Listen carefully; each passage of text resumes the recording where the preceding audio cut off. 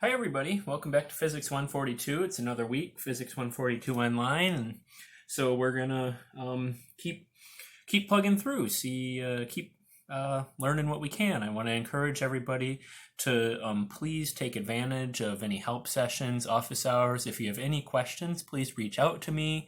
I'll try to be very responsive to email, use Piazza, all that kind of stuff. So let's keep working through this and doing what we can. So anyway, we've been talking about analyzing circuits in Physics 142 and dealing with different circuit elements. So last week we dealt with capacitors, which are these devices that store electric potential energy. We realized that we could combine capacitors together. For example, if we had two capacitors in parallel, that is, if you were going along in a circuit and you had a chance where the circuit split, where you could go one way or the other way, that's in parallel. If you had two capacitors in parallel, we realized that we could just add those the equivalent capacitance of those capacitors, that is the total amount of capacitance, the total amount of ability to store electric potential energy, ended up just being the addition of the two. We could do equivalent with C1 plus C2, and if you had other capacitors with it, then you could add more of them together.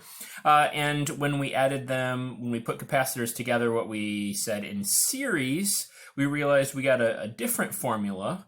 That was something like 1 over C equivalent is 1 over C1 plus 1 over C2, this sort of reciprocal formula. So that was capacitors. We've now also talked about some other circuit elements. We talked about power supplies. Power supplies provide a potential difference, right? They bring you from low potential up to some high potential. So that's what a power supply does. And then we talked about resistors. Resistors are these circuit elements that sort of resist the flow of current, and they help make you sort of lose potential, bring you back down to the bottom. And that was pretty poorly drawn. Let's try that again. But a resistor symbol is sort of this jagged line there, and we talked about you can quantify that as an amount of resistance. I should mention that the different things that happen in a circuit, the potential that you have across some element in a circuit, like say the potential that you lose going down a resistor, or the potential you gain in a battery. Potential is something that you might also want to measure, and if in a lab or something, if you measure it, the device that we use to measure potential is a voltmeter. So that's a device for measuring potential. Then circuits, we talked about how circuits have current that flows through them, right? And we talked about current we think of as flowing from positive to negative, sort of the way it gets defined. If you want to measure current, remember that current, we use the letter I for that, and the units there were amps. And so if you want to measure current, the device that we use to measure current is something called an ammeter. And if you want to measure an amount of resistance, a little device for measuring an amount of resistance, remember resistance is measured in units of ohms, and so the device that measures resistance is an ohm meter. So you have voltmeters, ammeters, and ohm meters. They're just devices that help measure these different circuit elements. So this is just a little review. This is where we've been. Where I want to go in this video is I want to learn a little bit more about how we might combine resistors. So just like we calculated equivalent capacitances, if we take two capacitors, what's sort of the net capacitance of those two capacitors? I want to ask the same question about resistors. All right, what if I have not just one resistor in a circuit, but what if I have several resistors in a circuit? How do we go ahead and calculate the equivalent resistance of those resistors? And so for calculating equivalent resistance, right? So we're calculating equivalent resistance. All right, how are we going to do it? Well, it depends how we combine the resistors, how the resistors are arranged. And so they're like with the capacitors, we can arrange resistors either in parallel or in series. So let's think about the case first of arranging a couple of resistors in series. So maybe a circuit here would involve a power supply, and then that power supply provides some potential V, right?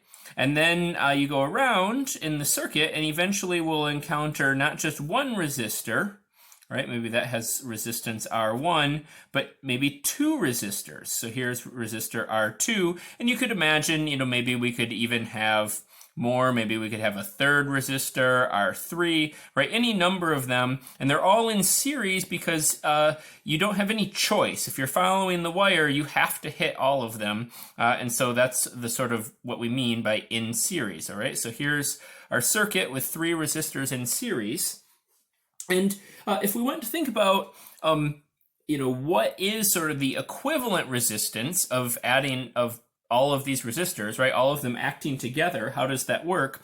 Well, it's useful to think about what would happen to a little bit of current that's flowing around here. All right, so you're some charge, you're flowing around in current, right? And resistance, resists current flow, right? So if we think about an amount of current I that's going to leave this battery here, right? So we have an amount of current I that leaves the battery, and that current goes around. Well, all of the current gets to resistor 1. All of the current that goes through resistor 1 goes through resistor 2. All of the current that goes through resistor 2 goes through resistor 3. So the current I through all of the resistors and through the battery is the same. All right, is I1, is I2, is I3. All of these currents are the same. But the potential drop, well, this battery brought us up from 0 up to a potential V, but to get back down the hill, back down to 0 potential down here, we have to go through 3 whole resistors, right? So each one is only going to take us part way down the hill, right? Each one only makes us lose some amount of potential. So the total potential loss must be a combination of the potential that you lose going over R1 plus the potential you lose going over R2 plus the potential you lose going over R3, all right? Oops, so potential V3, right? The combination of the 3 potentials. And the thing that I want to note now is that, well, we know that there's a relationship between resistance, current, and potential. We know that relationship is V equals I times R for ohmic resistors anyway, and in ohmic circuit elements. And so we can take and use this relationship and substitute it in here. So let's do that. So we could write that overall I times R is going to be I1 times R1 plus I2 times R2 plus I3 times R3, right? That's just substituting IR in for each of these terms here, right? But we noted that the I's are all the same, right? I's are all the same, so that means that we can cancel them out of each term, right? We can go ahead and cancel these I's out of each term. And so what we get for resistors in series are that the total resistance is just the sum. R1 plus R2 plus R3. And if you had more resistors in series, it would just continue along. So adding resistors in series actually ends up acting like adding capacitors in parallel, that you just add the resistances all together. And hopefully that makes sense, that this current, every resistor it goes through, it feels more and more and more resistance. All right, but now let's contrast that with a circuit where we have resistors in parallel. So maybe a circuit here would be, we have some battery that gives us an amount of potential V, and then we have some resistor R1, but then also we connect another resistor next to it, R2, and another resistor next to that one, R3, and these are in parallel because you have a choice, right? Every time you come to a split, that means, well, that they're going to be in parallel. So these three are all in parallel with each other. And so now in this parallel case, we see that if you're a bit of current, all right, the current now has some choice, right? The current is going to get divided up. Some of the current will go through resistor 1, some of it will go through resistor 2, and some of it will go through resistor 3, right? So the total current is now going to be I1 plus I2 plus I3, right? Some of it goes through each separate resistor, all right? But the potential, right, to go from being a potential V up here, right, all the way at the top of the hill down to potential 0 here, right, all these wires are connected to potential 0, right, you just have to go through one resistor. So all of the resistors take you all the way downhill here. So the potential is actually the same across all three resistors in parallel here. V2 equals V3. They all have the same potential. And so now we can rearrange our V equals IR formula, and we can write that I equals V over R, right? And then if we take and plug this into this top formula here, what we'll get is that we have V over R equals V1 over R1 plus V2 over R2 plus V3 over R3. But we just said all of the V's are the same, so now we can cancel those out of every term, and we get the formula that 1 over R equals 1 over R1 plus 1 over R2 plus 1 over R3. So we get this sort of reciprocal formula for resistors in parallel that we got for capacitors in series. All right. Now, this is, hopefully this maybe makes some sense, but I want to just try to make a little more sense of this reciprocal formula a little bit here. All right, so can we understand this reciprocal formula? And like, you know, this one clearly made sense because the current encountered all the resistors, so that resistance is just adding up. But can we make some sense of this formula here? And so to make some sense of that, I want to just think about a circuit that just has two resistors in parallel. All right, so let's do a circuit here and just have two resistors in parallel. All right, so there they are, two resistors in parallel. Call them R1 and R2. All right, and I want to think about just a couple of cases here. All right, let's imagine for a second that R1 is much bigger than R2. All right, so R1, there's a lot of resistance in R1, but not very much resistance in R2. All right, and we want to think about the equivalent capacitance here. All right, well, we know from the formula that 1 over R is 1 over R1 plus 1 over R2.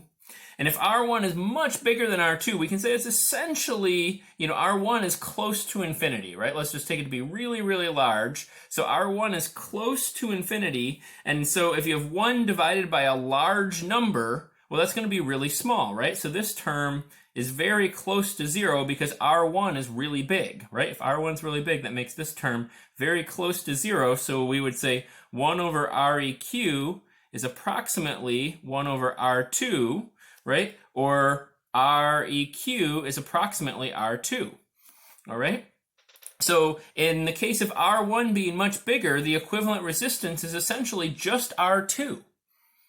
All right, it's just R2. And well, how does that make sense? Well, if you imagine some current, right, the current flows out here, there's a lot of resistance on R1. So not very much current wants to go there, right? Whereas R2, there's not a lot of resistance there. You can imagine, you know, if you were driving along and there was a traffic jam on one road and it was easy sailing in the other road, you would take the road where it's easy sailing, right? Most of the current is going to go where it's easy. It's going to go where the passage is easiest. And so basically all the current is going to go through R2, and that's why the equivalent capacitance is essentially approximately R2 here. All right? But now let's consider just one other case, all right? Let's think, what if they're about the same, all right? What if R1 equals R2, all right? What if they're the same? Well, then we have 1 over R is 1 over R1 plus 1 over R2, and if R2 equals R1, I'll just say also is 1 over R1, all right? And so, well, what is that? That's going to be 2 over R1, right? And so then we flip those over and we just get that R is R1 over 2.